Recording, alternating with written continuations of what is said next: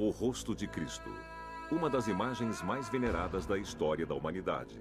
Protagonista de milhares de obras de escultores e pintores que durante séculos se espalharam pelo mundo no Oriente e Ocidente. Traços regulares, cabelos longos caindo sobre os ombros, barba, bigode, olhos grandes e olhar nobre.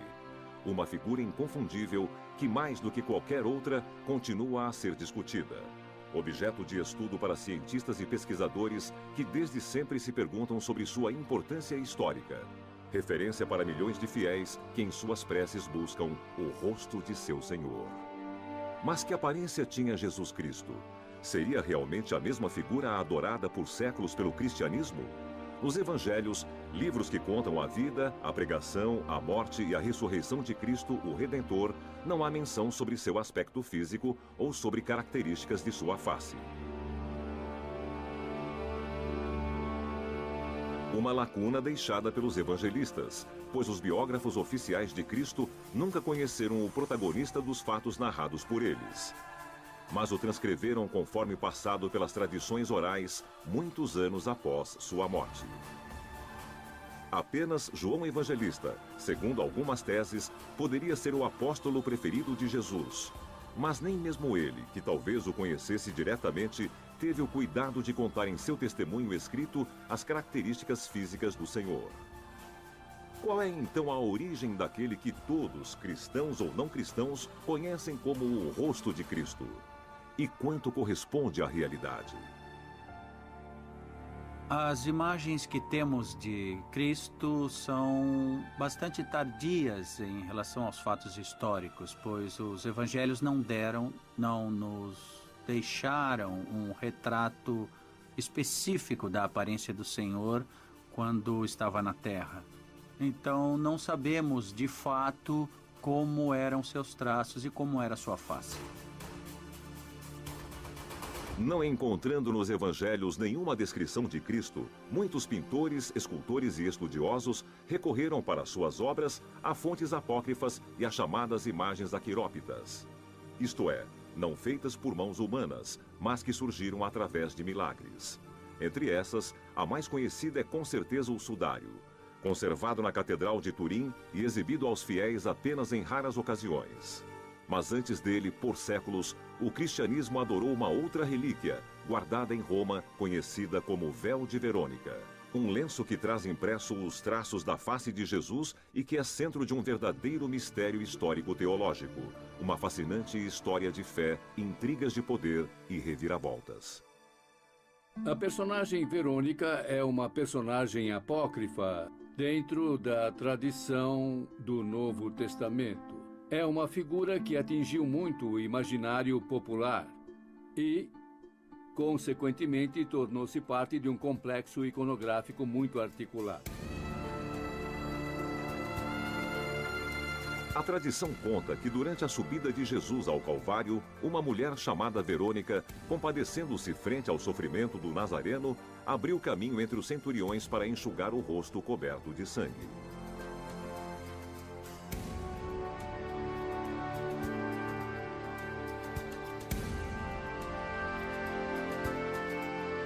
Se Verônica é uma personagem histórica ou uma figura simbólica, é um pouco difícil de dizer. Naturalmente, há escolas de pensamento e alguns a consideram um símbolo. Outros dizem que ela existiu de fato.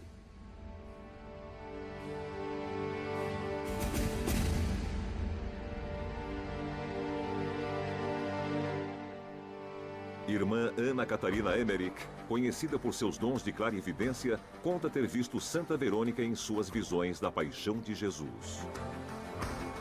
Na presença do Filho de Deus, ela caiu de joelhos, fora de si pela compaixão. Estendeu o sudário por um dos lados. Jesus pegou o véu com a mão esquerda e o pressionou contra seu rosto ensanguentado.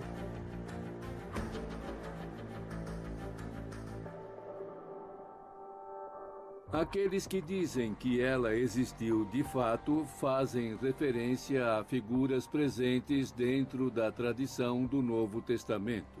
Especificamente a hemorroíça, uma mulher que tinha perda contínua de sangue nunca curada pelos médicos, que toca a roupa, a veste de Cristo e é curada milagrosamente. Cura-se e se torna então a portadora do rosto de Cristo através desse linho que chegará até Tibério. Isso para dar sentido, isto é, uma ponte histórica até a futura presença do véu em Roma. A partir do século XV, no Ocidente, Santa Verônica é adorada como símbolo do grupo das mulheres piedosas. Representada em tantas esculturas e pinturas, ela é a protagonista da sexta estação da Via Sacra.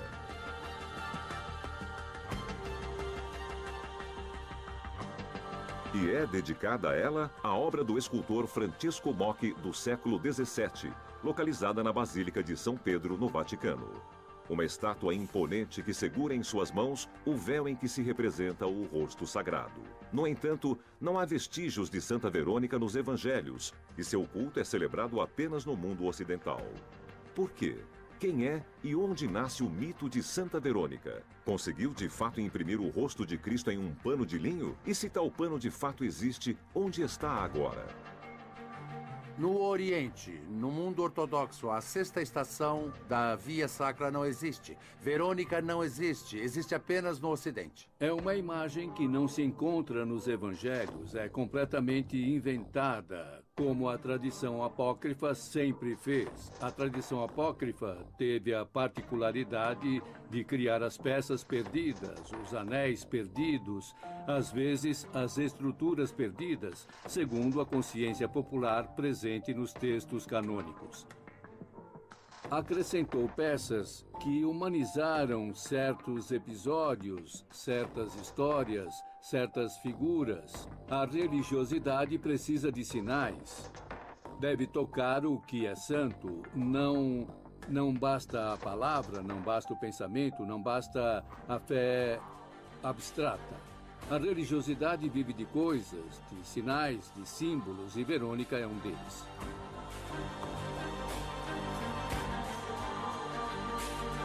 A adoração de Verônica teria começado a se espalhar na Idade Média pouco antes de 1200, com procissões anuais e indulgências para todos os que participavam. Durante as procissões, era mostrado o véu sobre o qual estava impresso o rosto santo.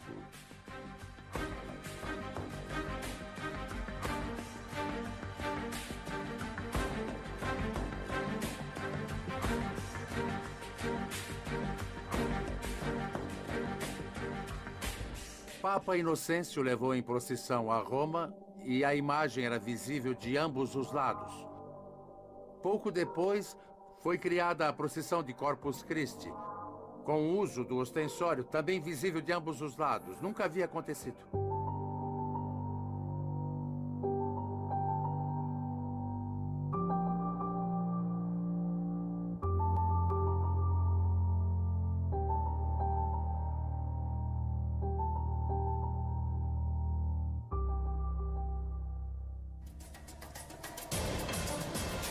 A partir do século XIV, o véu foi exposto à veneração pública, até a data do trágico saque de Roma, que é também o dia em que Verônica desaparecerá para sempre dos muros do Vaticano.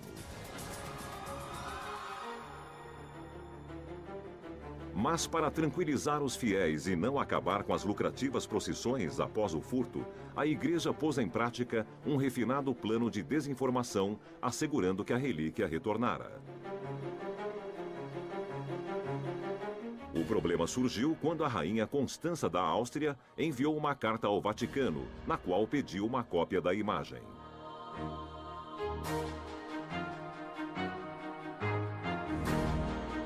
Assim que a carta chegou ao seu destino, os líderes da igreja tiveram que inventar um outro plano.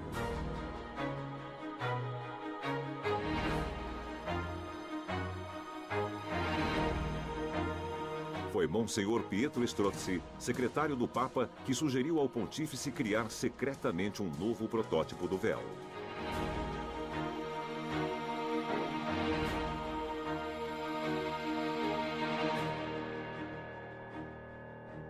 Por não ter mais o original à disposição, o novo rosto de Jesus foi pintado, por engano, com os olhos fechados.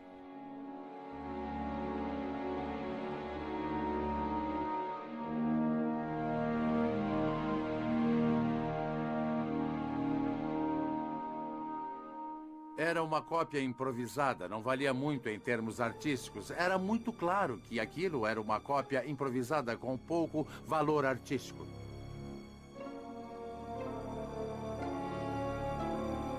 O que eu vi é uma imagem que não existe.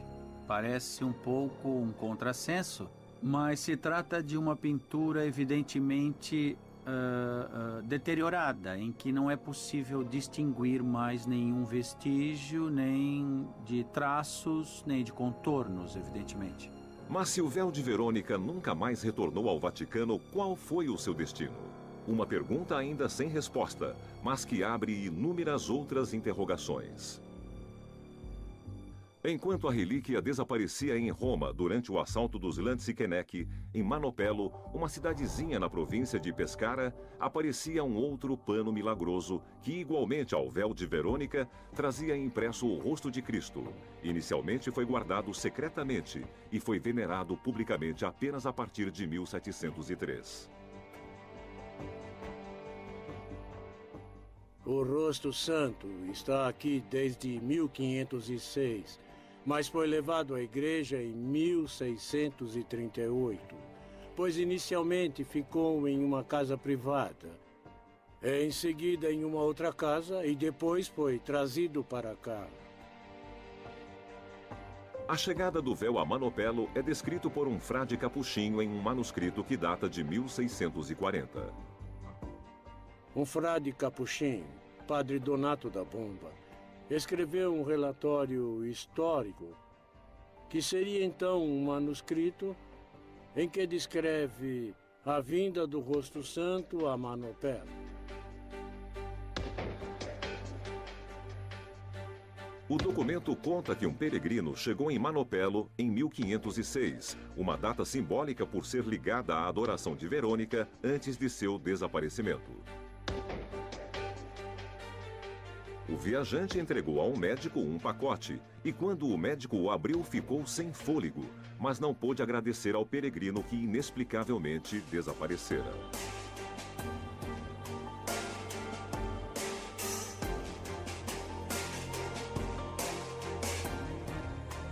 Sentindo-se presenteado por Deus, o homem guardou a imagem até o dia de sua morte, quando ela passou a outras mãos até chegar aos frades capuchinhos.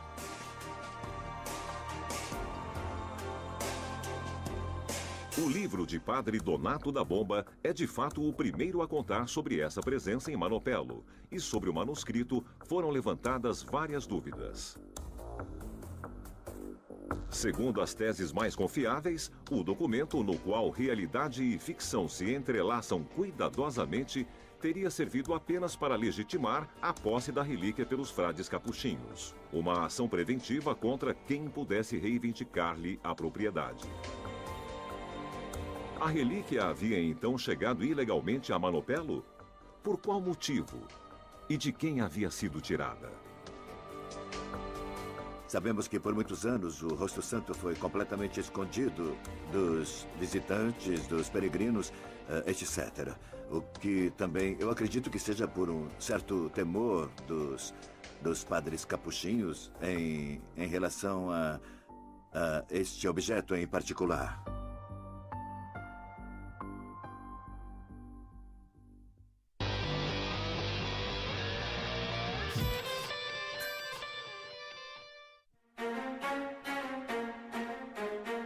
Uma tese diz que quem trouxe o rosto santo para Manopello foi Hernando de Alarcón, um dos protagonistas do saque de Roma, que obtivera o título de Marquês de Valle Siciliana, em Abruzzo, e ao mesmo tempo teve acesso em Roma ao véu de Verônica.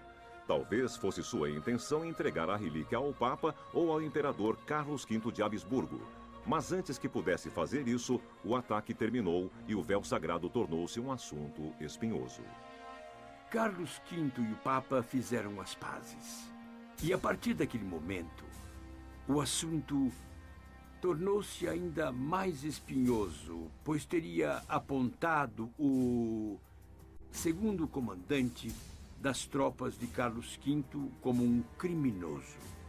Porque deter uma relíquia, a mais importante, teria sido o crime que acabou lhe custando a vida. Agora não havia outra possibilidade a não ser destruí-la ou escondê-la. E então Alarson teria escondido a relíquia em Manopelo? É ela de fato o véu milagroso de Verônica? Ninguém é capaz de explicar como a imagem foi feita. Não existem explicações a respeito. Até agora, todas as pesquisas fracassaram. Ninguém sabe dizer do que se trata. Os primeiros estudos sobre o rosto santo datam do final do século XIX, antes do século XX. O pano em que está gravada a imagem de um homem com cabelos longos e a barba dividida em duas partes tem 17 centímetros de largura e 24 de comprimento.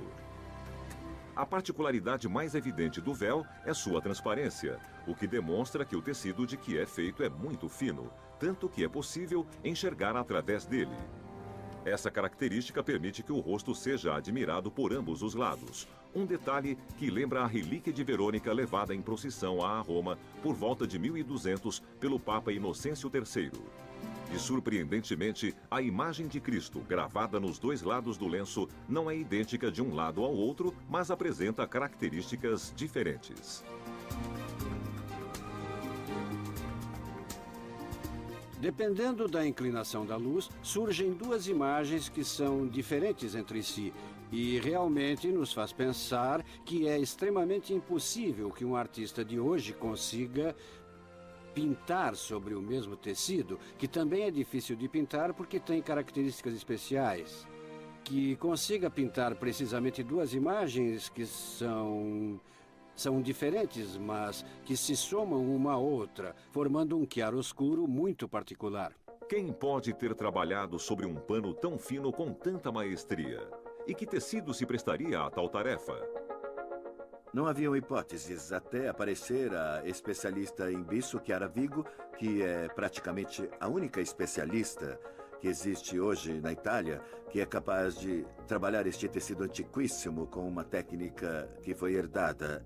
Ela é capaz de afirmar com toda certeza que se trata de bisso.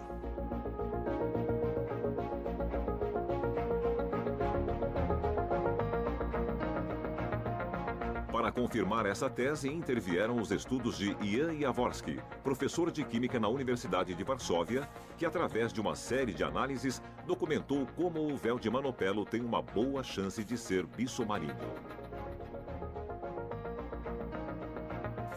3 motivos por que deve ser bisso marinho.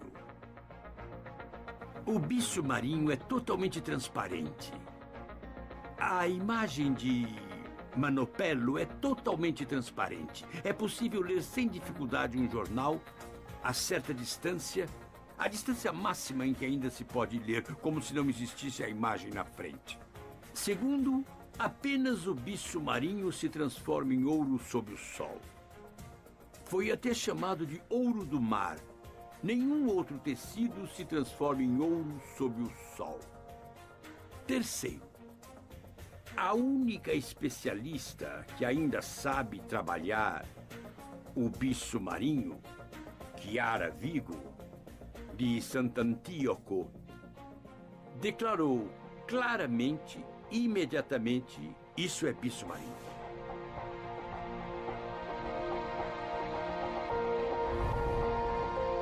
Chiara Vigo, de Sant'Antioco, na Sardenha, é especialista em bisso desde 1987.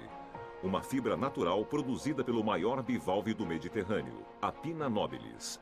Ela emite por seu orifício uma borra que, em contato com a água do mar, se solidifica e se torna seda.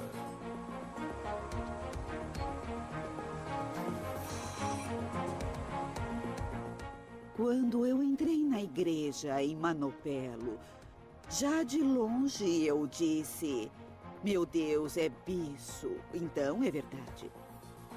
Porque nos relatos da minha avó, antes do juramento da água, minha avó me dizia: você tem que memorizar o livro sagrado, porque não se pode tecer este pano sem conhecer a Bíblia. Porque dentro da Bíblia estão as informações de que um especialista em bisso precisa. Leonilde Mereu, avó de Chiara. Foi ela que apresentou à neta aquele enorme e profundo mundo de conhecimentos de que consiste o bicho marinho. O bicho marinho é produzido pelo molusco Pinha nobilis em latim e nesta área, em toda a área do arquipélago de Sultes, há uma grande difusão de moluscos e, portanto, de bicho marinho. O bicho produzido pelo Pinna nobilis é o mais famoso do mundo e cresce única e exclusivamente no mar Mediterrâneo. A fibra do bicho, quando é secretada, este tufo praticamente se vê uma cauda de fios marrons que não parece nunca que, uma vez trabalhada, limpa e dessalinizada, possa se transformar quase num fio de ouro. Uma fibra muito interessante, pois demonstrou ter qualidades inigualáveis do ponto de vista comercial e têxtil. Por exemplo, é resistente a fogo e a ácidos. Isso do ponto de vista puramente funcional. Na realidade, depois há toda uma história que vem do sagrado, das citações no Evangelho, no Alcorão e mesmo nos Evangelhos apócrifos que o tornam especial num outro sentido. As Sagradas Escrituras falam do bicho marinho, uma seda real, também usada nos templos de Jesus e tecida apenas por pessoas com características precisas, escolhidas entre as mulheres das aldeias. O bicho pertenceu a Salomão, a rainha Écuba, a Nefertari, a Ramsés I, a Ramsés II. Mas quem é que fazia as roupas do faraó? As roupas do faraó eram feitas pelas mulheres do templo, que teciam algo sagrado. Não podiam tecer algo profano.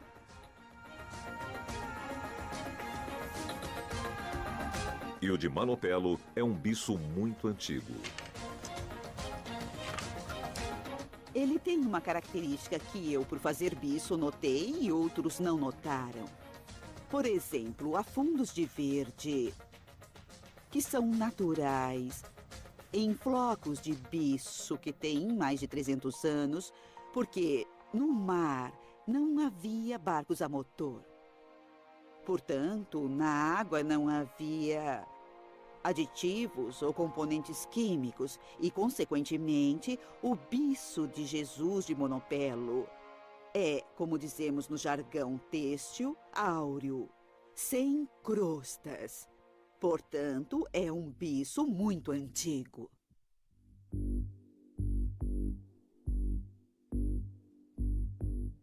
Um material macio, a fibra mais leve da cadeia produtiva e, ao mesmo tempo, é não perecível e resistente a qualquer agente externo, incluindo a pintura.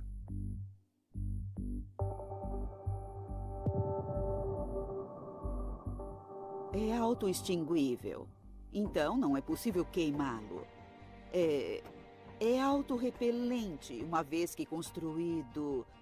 Isto é, se fizermos uma tintura à água, descobriremos que ela aparentemente pode ser vista. Então, após alguns minutos, o desenho desaparece, porque o bicho o faz sumir, come o bicho, como dizemos, por isso desaparece.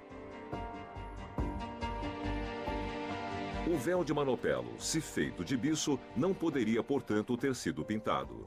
A imagem que traz impressa então aparecera de outra forma, talvez através de um milagre? Mas o bicho marinho é apenas uma das particularidades do pano. Notamos então que a imagem que se vê frontalmente se vê também por trás.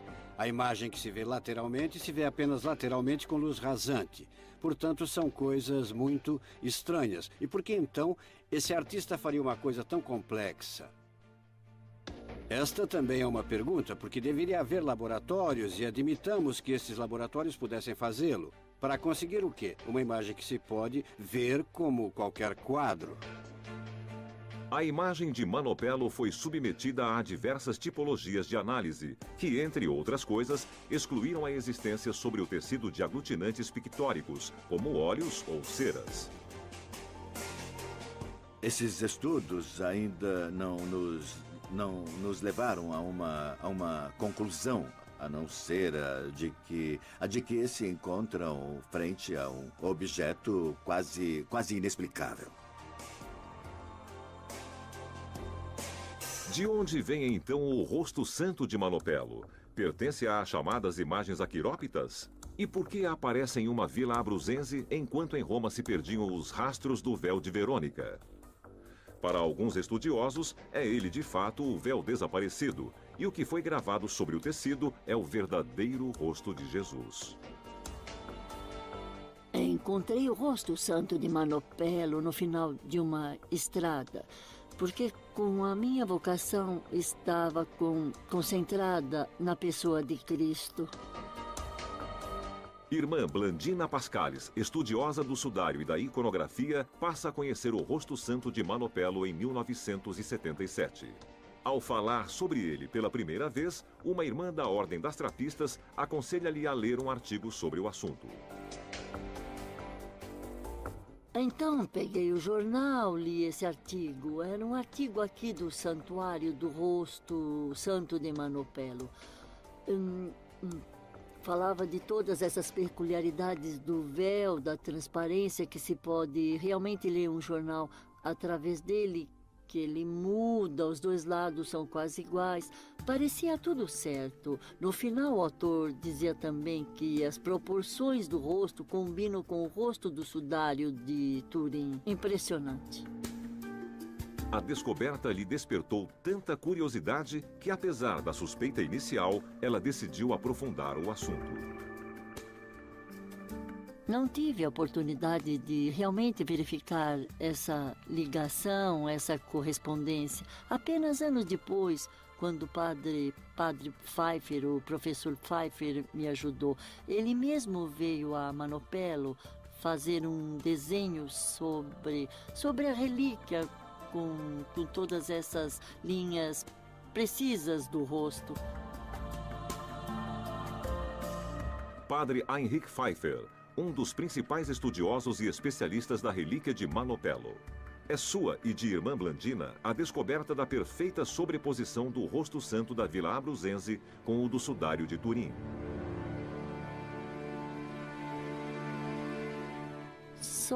Somente quando vi surgir este único rosto desses dois rostos completamente diferentes, colocados um sobre o outro. Um único rosto. Isso é uma coisa que nos faz tremer. É algo que nos atinge substancialmente.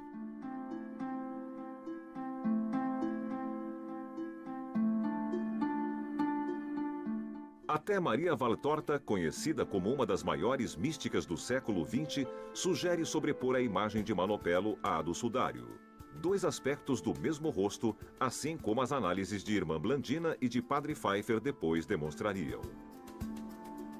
E Maria Valtorta diz, isto é Jesus neste capítulo, diz que pegue um rosto, os dois rostos, coloque-os um sobre o outro e veja que sou eu.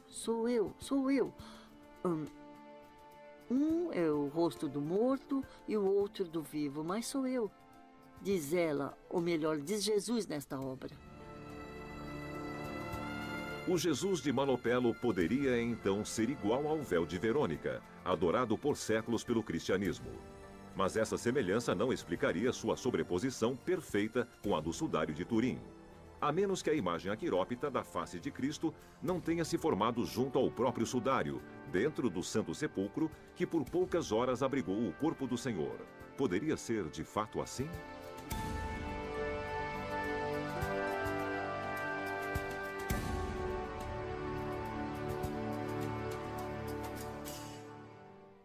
O rosto santo que está em Manopelo, na minha opinião, poderia ser o sudário que estava no túmulo de Jesus. Quando cheguei em Manopelo, imediatamente tive uma sensação diferente. Disse imediatamente, esta é Verônica.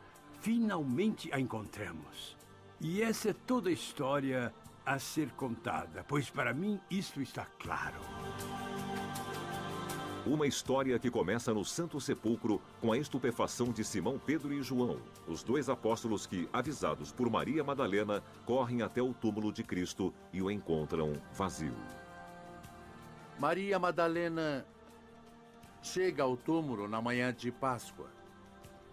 Ela não diz, o Senhor ressuscitou, mas sim, levaram-no embora. Mas não sabe para onde. Corre até os apóstolos. No túmulo, no pequeno túmulo, recolhem as mortalhas e as levam rapidamente ao cenáculo na sala da última ceia. Naquela mesma noite, narram os evangelhos, Jesus ressuscitado apareceu no meio deles. Atravessou as portas que os apóstolos, por medo dos judeus, haviam trancado.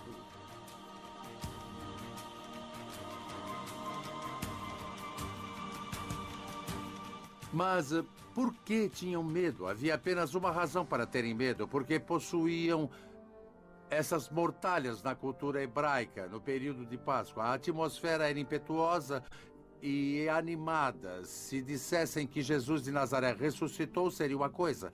Mas se dissessem temos provas, temos as mortalhas do túmulo, os apóstolos não teriam sobrevivido, pois isso infringia duas importantes proibições. Lembremos também o mandamento, não farás para ti imagens.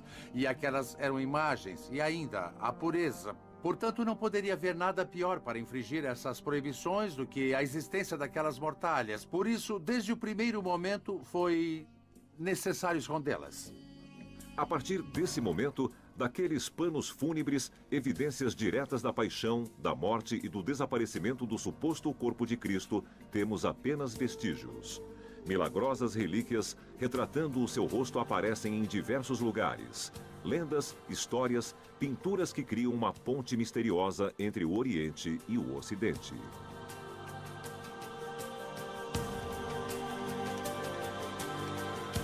Analisando a iconografia de Cristo, mas sobretudo as relíquias que reproduzem o rosto de Cristo gravado milagrosamente, sem pintura, porque se pensava que fosse de fato gravado milagrosamente, descobrimos que há muitos caminhos paralelos. Um deles nos leva à Geórgia, onde se conta a lenda de Maria, mãe de Jesus. Essa lenda conta que Maria possuiria uma imagem de Cristo sobre um pano que foi produzida ao ser sobreposta ao sudário no túmulo de Jerusalém. E que, quando ela rezava, colocava o véu ou pano sempre voltada para o Oriente. Um outro tecido retratando a face sagrada do Redentor teria aparecido em Camúlia, na Capadócia. E de lá, como escreveu o historiador bizantino George Cedreno, foi transportado em 574 para Constantinopla. A imagem de Camúlia é a primeira da história a ser considerada aquirópita, não feita por mãos humanas, mas produzida com arte divina. De Constantinopla, a camuliana, confiada às ondas do mar pelo patriarca Germano, teria então chegado a Roma. Depois se torna Verônica. A camuliana corresponderia então ao véu de Verônica? E há alguma relação com o tecido guardado por Maria após a morte de seu filho? Um outro caminho nos conduz a Edessa, reino do rei Abgar. Um soberano que teria recorrido a Jesus para pedir a cura de uma doença. Há muitas versões da história, mas todas têm em comum um único detalhe. O Messias da Abgar, uma imagem de seu rosto gravada milagrosamente sobre um pano, e graças àquela imagem, o rei será curado.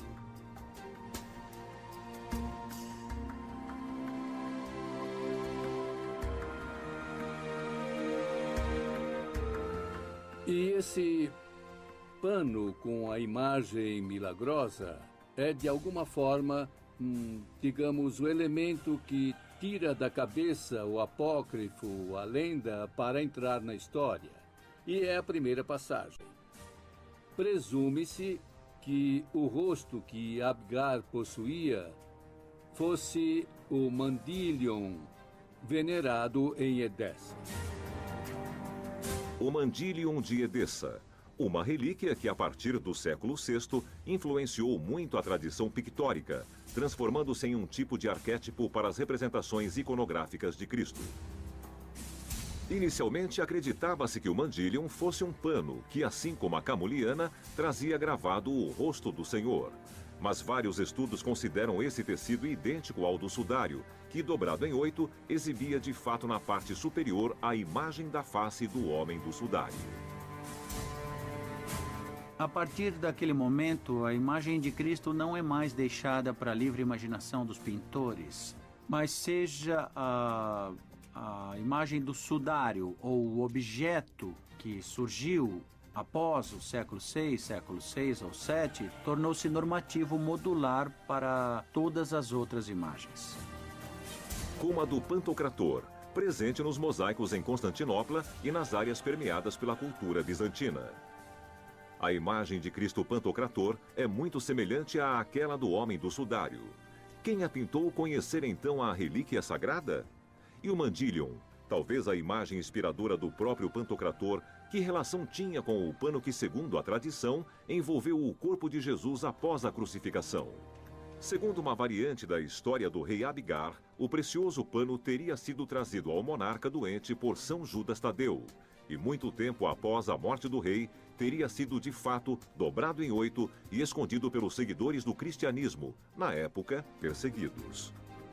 Dobrando o sudário dessa maneira 8 vezes, fica visível precisamente a área do rosto e todas as antigas representações a partir do IV século que nos mostram o rosto de Cristo muito semelhante ao do sudário. Não temos provas de que o pintor, o iconógrafo que pintou a obra no Monte Sinai, tenha visto o rosto do sudário de Turim também, porque não se sabe, mas é possível. É uma das tantas hipóteses também, porque são estranhamente semelhantes. O pintor não pode ter inventado algo, ele deve ter visto alguma coisa. Isso sim. Segundo algumas reconstruções históricas, o Mandilion ou mortalha dobrada foi posteriormente levado a Constantinopla. E em 1204, durante o pontificado do Papa Inocêncio III, em Constantinopla, irrompem os cruzados. Durante 3 dias fazem os piores saques e no despojo da guerra acaba-se talvez até mesmo o sudário do qual se perde o rastro. Em 1204, a mortalha desaparece e reaparece na França. Cerca de 150 anos depois, em meados do século XIV, por volta de 1353, nas mãos de um cavaleiro cruzado que a expõe e cuja mulher era de fato descendente do cruzado, dono da região de Blaquerna, onde o sudário estava em Constantinopla em 1204. Uma outra pista interessante diz que a mortalha sagrada teria sido mantida por um período pelos cavaleiros templários. Há um rosto interessante, venerado pelos templários, que foi descoberto em Templecombe, na Inglaterra, que se parece muito com o sudário, tem 145 pontos de sobreposição. E um dos últimos cavaleiros templários que morreu na fogueira, em 1314, se chamava Geoffroy de Cherny e era parente do primeiro proprietário, Geoffroy de Cherny, que em 1353 disse possuir o sudário.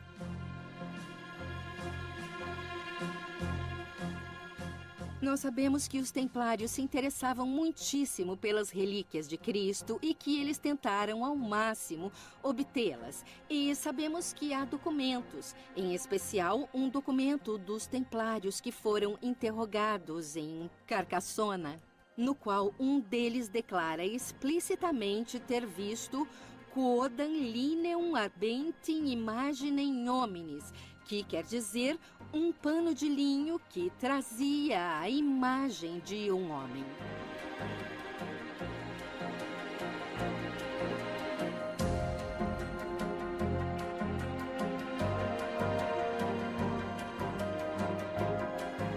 A neta de Geoffroy de Cherny, o primeiro proprietário oficial na França, dá o sudário ao Savoia, praticamente 100 anos depois, em 1453. E o Savoy o mantém primeiro em Chambéry, em seu castelo, em uma capela que foi construída especialmente para ele. Então, em 1578, é levado a Turim. Os Cavaleiros Templários poderiam, então, por um período, ter tido a custódia do sudário, o que teria terminado em França, em Chambéry, mantido na Sainte-Chapelle do Castelo do Savoia.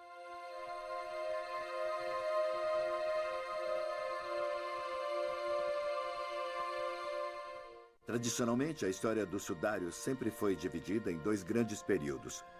O primeiro período partiria da sepultura de Cristo até meados do século XIV, quando o sudário aparece na Europa. O segundo período, por outro lado, é caracterizado pelo fato de existir uma documentação concreta e satisfatória que nos permite ligar com muita precisão o sudário, que em meados do século XIV aparece na França, em Lirey, nas mãos de uma família feudal, ao que hoje é mantido em Turim. E é sobre essa relíquia que, a partir da segunda metade do século XIX, são feitas várias análises com resultados surpreendentes. O impulso para as pesquisas está relacionado à primeira fotografia oficial tirada em 1898 pelo fotógrafo Secundo Pia, que pela primeira vez destacará as características surpreendentes do pano fúnebre.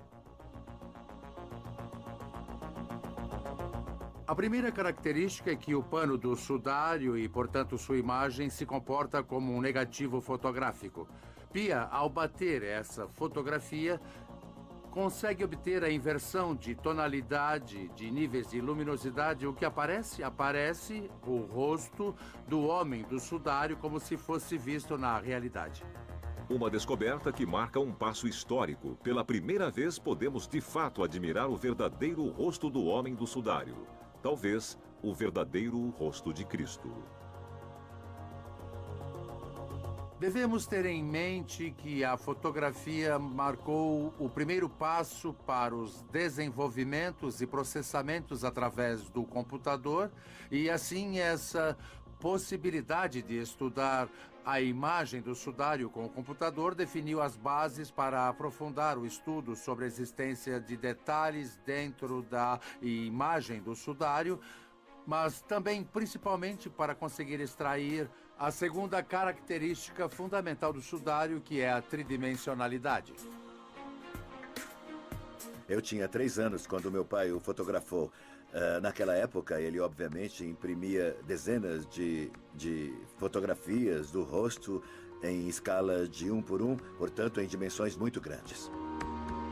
Giovanni Battista Yudica Cordiglia, o pai de Max, foi o primeiro em 1969 a bater uma fotografia colorida do sudário e a dar profundidade à imagem.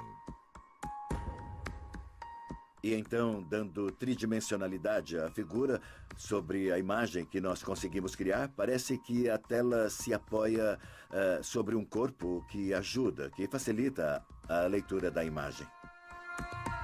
Max Yudica Cordiglia e sua equipe reconstruíram em 3D a figura do homem do sudário.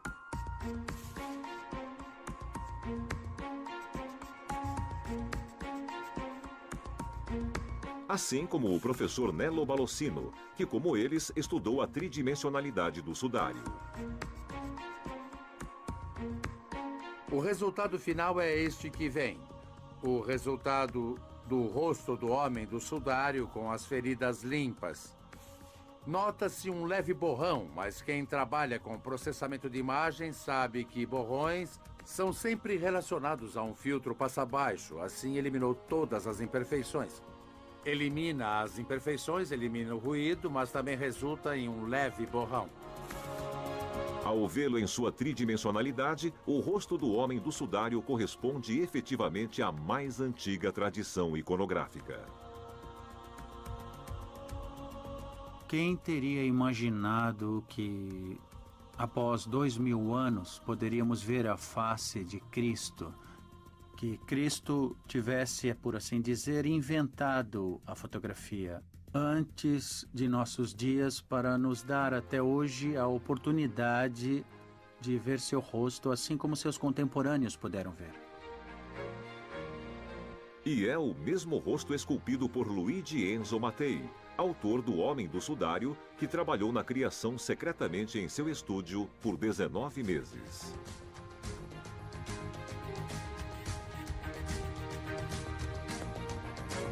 Como surgiu este rosto? Com certeza através do tecido do sudário na leitura total. O rosto pertence à linhagem semítica. A distância, o eixo entre as pupilas é menor que os 65 milímetros da linhagem europeia. Tem o nariz alongado, o bigode, a barba arrancada mais curta do lado direito. É um rosto grave, solene. É um rosto que emana modéstia, confiança. Parece quase desligado do corpo martirizado. Mas é um rosto que, mesmo que não se possa ver os olhos, as pálpebras estão abaixadas, olha dentro de nós. E é um rosto que nos faz refletir, nos faz pensar. O sudário não dá respostas, mas levanta questões. Questões que continuam a se multiplicar em torno do mistério do Santo Rosto de Jesus. E se, como vimos, as pesquisas feitas até agora demonstram que o rosto do sudário é o que mais se aproxima da imagem de Cristo, existem outros panos que integram e completam as informações contidas no sudário. Um deles é uma mortalha, mantida em Oviedo, na Espanha.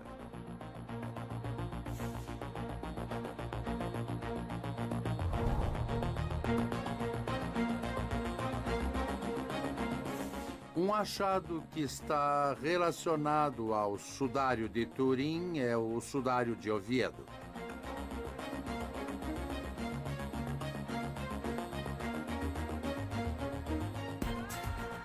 O sudário de Oviedo constitui uma prova interessante de sustentação anatomopatológica para o sudário de Turim, já que as manchas de sangue têm o mesmo grupo sanguíneo e, portanto, há uma analogia importante. Na antiguidade, o sudário era o pano usado para envolver o rosto dos cadáveres logo após a morte, para poder transportá-los até o túmulo. O santo sudário que cobriu a cabeça do Senhor enquanto desciam da cruz está em Oviedo desde o século IX. Em nossa hipótese, está claro que o sudário era usado certamente antes do sepultamento definitivo. Cobria, portanto, a cabeça do cadáver do momento da morte até o momento em que era sepultado. O sudário de Oviedo é uma tela relativamente pequena. Mede cerca de 83 por 53 centímetros.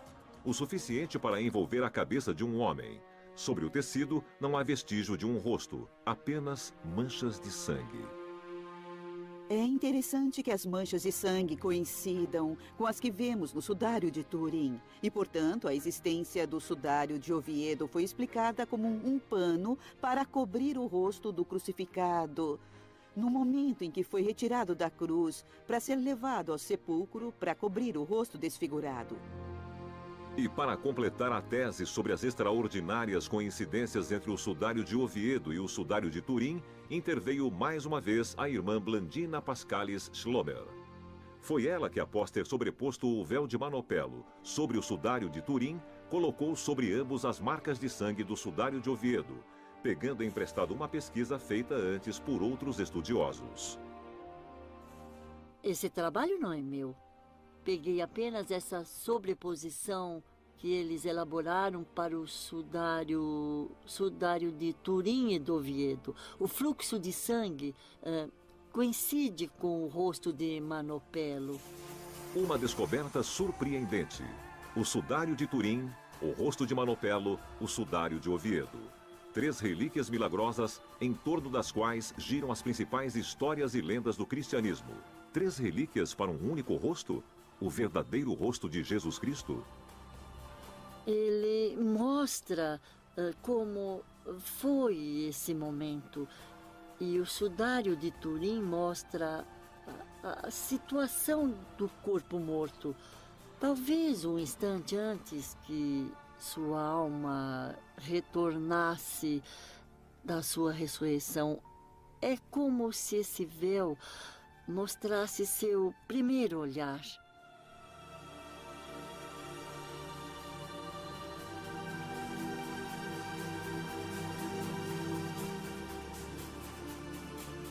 Hoje está muito claro, muito óbvio que a imagem do rosto santo mostra o mesmo homem de Turim, mostra o mesmo homem de Oviedo, na Espanha. É uma única pessoa.